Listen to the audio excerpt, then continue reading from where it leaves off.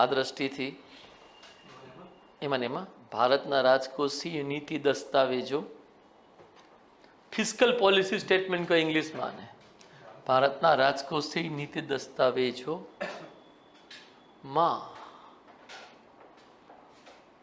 નિમ્નલિખિત પ્રકારની ખાધની વિભાવનાઓને રજૂ કરવામાં આવતી હોય છે. રાજકોષીય નીતિ દસ્તાવેજને આપણે શું કહીએ? બજેટ પણ રાજકોષીય નીતિ દસ્તાવેજ છે. ભાઈ બરાબર સમજાય છે કે જેમાં બધી સરકારની આવક જાવકની વાતો લખેલી હોય એ રાજકોષીય નીતિ દસ્તાવેજ. ABC એ લખીએ મહેસૂલી ખાધ. અંગ્રેજી શું કરશું આપણે બેટા? એનું રેવન્યુ ડેફિસિટ RD. ભાઈ માનસના કરંટ અફેર્સમાં જુલાઈ મહિનાના બજેટની અંતર્ગત જુલાઈના કરંટ અફેર્સમાં બજેટ આપેલ છે. આ ભણ્યા પછી એમાં રાજકોષીય નીતિ પર આખું બે ક્લેરિફિકેશન આપેલ છે, જોઈ લેજો. નંબર 1. નંબર 2 કે એ સાથે જ મેં એ સમયે ઇકોનોમિક સર્વે પણ રજૂ કરેલું. તમે કહો તો 2 ફાઇલ પાછી મુકાવડાવી દઈશ. ઇકોનોમિક સર્વેમાં પાછલા વર્ષમાં શું હતું આ બધા આંકડાઓ એ પણ આપેલ છે. પછી આપણે હું તમને મોકલી દઈશ, પછી આપણે એક લેક્ચરમાં એને જોઈ લેશું, કારણ કે કરંટ અફેર્સથી પૂછાય એમ છે. લેટેસ્ટ બજેટ જુલાઈમાં છે. શું લખ્યું? મહેસૂલી ખાધ. લખીએ ડેશ કરીને વ્યાખ્યા.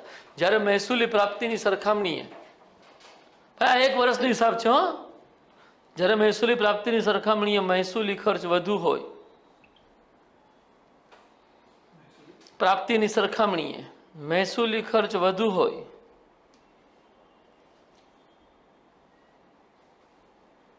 તો તેને મહેસૂલી ખાધ કહે છે. ભાઈ સીધી વાત છે. મહેસૂલી પ્રાપ્તિ ₹1,00,000, મહેસૂલી ખર્ચ ₹2,50,000, તો 50,000 શું થઈ ગયું? મહેસૂલી ખાધ. સીધી વાત. શું લખ્યું?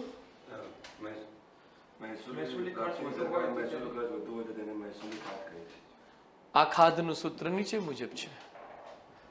એ સિમ્પલ સરળ સૂત્ર. આ કઈ મેથ્સ વાળા નહીં, અઘરા સૂત્ર. આ તો ઇકોનોમી વાળા છે. મહેસૂલી ખાધ બરાબર મહેસૂલી ખર્ચ માઇનસ મહેસૂલી પ્રાપ્તિ. તમે આમે લખી શકો મહેસૂલી પ્રાપ્તિ માઇનસ મહેસૂલી ખર્ચ, એਵੇਂ લખી શકાય. બટ આપણે આ લખીએ તો શું માઇનસની નિશાનીનો માથાકૂટ ઊભી ન થાય. મહેસૂલી ખર્ચ માઇનસ મહેસૂલી પ્રાપ્તિ. ભાઈ આવડશે? ચલો પોઈન્ટ નંબર નેક્સ્ટ B. આ એ હતું ને બેટા ધ્રુવ? B રાજકોષીય ખાધ.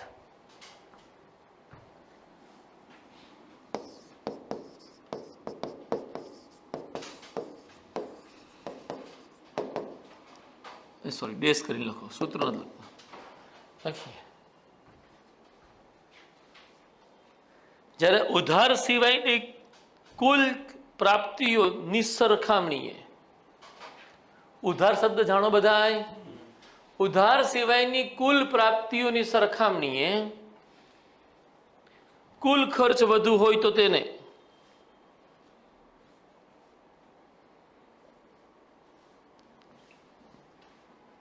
તેને રાજકોષીય ખાધ, ફિસ્કલ ડેફિસિટ. ફિસ્કલ આમ લખવાનું બેટા.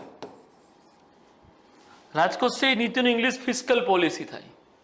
ફિસ્કલ ડેફિસિટ કહે છે. તમે ઇંગ્લિશ ભાષામાં લખતા હો ને ક્યાંય તો નિબંધ બધા છે ને કરપ્શન ને આ બધા મુદ્દાઓ પર જ આવવાના. તમે જે મારી પાસે ઇકોનોમી, જ્યોગ્રાફી, હિસ્ટ્રીમાં, પોલિટીમાં જેટલા ગુજરાતીના ઇંગ્લિશ વર્ડ લખ્યા હોય ને એ જ સ્પેલિંગ બનતા જાય. એ જ મુદ્દા લેવાના. પછી આપણે સમજાણું તમને ઇંગ્લિશમાં મુદ્દા એ જ લેવાના જે આપણને આવડતા હતા. નિબંધ નહીં, શું છે એમાં? બીજું છે પ્રિસાઇઝ. તો બધું ગોખવાનું જ છે. અંદરથી જ જવાબ મળે એવું છે. ટ્રાન્સલેશન છે એવું થઈ ગયું ને? ઓકે સરસ. આ બહુ ઇઝી સેટિંગ છે. શું લખ્યું બેટા? કે આવા વધારાના ખર્ચને પહોંચી વળવા માટે સરકારે ઉધાર લેવું પડતું હોય છે.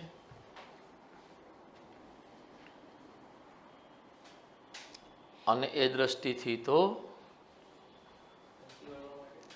સરકારે ઉધાર લેવું પડતું હોય છે, અને એ દ્રષ્ટિથી તો એવું પણ કહી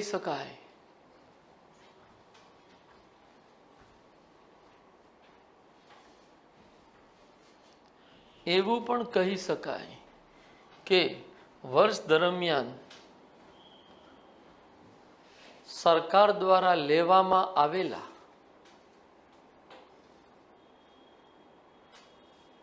ઉધાર અથવા ઋણ જ રાજકોષીય ખાધને દર્શાવે છે.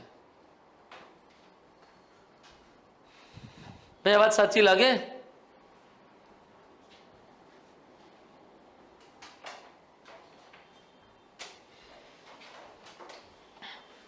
આ સંબંધમાં રાજકોષીય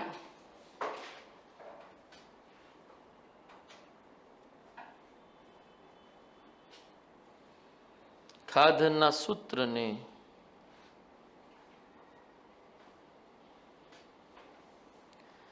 નીચે પ્રમાણે રજૂ કરી શકાય.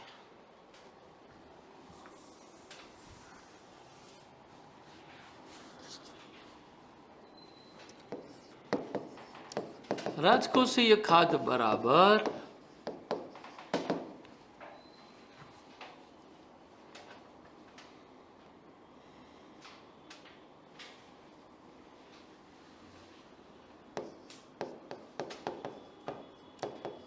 મહેસૂલી પ્રાપ્તિઓ વત્તા મૂડી પ્રાપ્તિઓ માઇનસ ઉધાર સિવાયની તમામ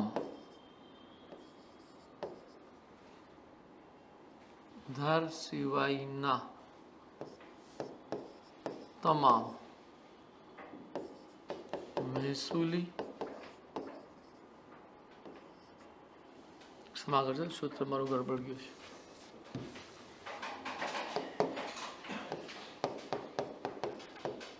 મહેસૂલી ખર્ચ વત્તા મૂડી ખર્ચ માઇનસ, હવે બરાબર આવશે, ઉધાર સિવાયની તમામ પ્રાપ્તિઓ. તમામ પ્રાપ્તિઓ એટલે કઈ થઈ ગઈ બેટા? મૂડી પ્રાપ્તિ અને મહેસૂલી પ્રાપ્તિ. પણ જે ઉધાર રકમ મળેલી હોય ને એવી મૂડી પ્રાપ્તિને આપણે નહીં ગણવાની.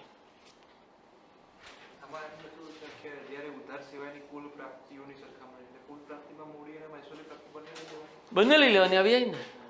એટલે તમામ પ્રાપ્તિઓ તમને ક્લેરિટી જોતી હોય તમામ પ્રાપ્તિઓમાં તો મૂડી પ્રાપ્તિ વત્તા મહેસૂલી પ્રાપ્તિ એ જ થઈ જશે ને બેટા તમામ પ્રાપ્તિ. પણ એક મૂડી પ્રાપ્તિ આપણે ગણતા નથી. કઈ? ઉધાર લીધેલી મૂડી પ્રાપ્તિ એ આપણે ગણતા નથી. ઉધાર સિવાયની તમામ પ્રાપ્તિઓ તમે ગણશો એટલે રાજકોષીય ખાધ મળી જશે. ઓલું માઇનસની નિશાની છે. આ ક્લિયર થયું? અને બોક્સમાં બાંધી દો. હવે આપણે એક સૂત્ર હોઈ શકે, રાજકોષીય ખાધ બરાબર વર્ષ દરમિયાન જાહેર ઋણમાં થયેલો વધારો.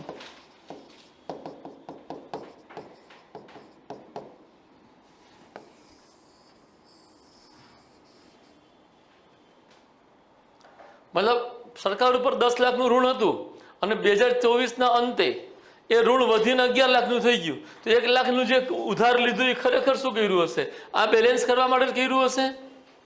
તો એ શું થઈ જશે? રાજકોષીય ખાધ. ઉપર અને નીચેની આખ્યા વચ્ચેનો સંબંધ ક્લિયર થાય છે બધા ભાઈ બહેનોને કે ઉપરથી જાય છે? કશું ઉપરથી જતું હોય સ્પષ્ટ કહેજો. યહાં નહીં સીખા કहीं નહીં सीखने को मिलेगा. યહાં નહીં સીખા તો કहीं નહીં, અભી નહીં તો કભી નહીં. પાક્કું? ઓકે. પોઈન્ટ નંબર સી, પ્રાથમિક ખાધ બરાબર પ્રાથમિક ખાધ. પોઈન્ટ રીડિંગ આપશું. આ લખાયેલું નથી હજી? લખી રહ્યા છો. પોઈન્ટ નંબર સી, પ્રાથમિક ખાધ કાઉન્સમાં લખશું પ્રાઇમરી ડેફિસિટ, પીડી કહેવાય એને, પ્રાઇમરી ડેફિસિટ લખીએ ડેશ કરીને. જ્યારે રાજકોષીય ખાધમાંથી ચાલુ વર્ષે કરવામાં આવેલી ચાલુ કરંટ યર લખવાય અને ચાલુ એટલે આમ હલકી ક્વોલિટીનું નહીં, ચાલુ વર્ષે કરવામાં આવેલી વ્યાજની ચૂકવણી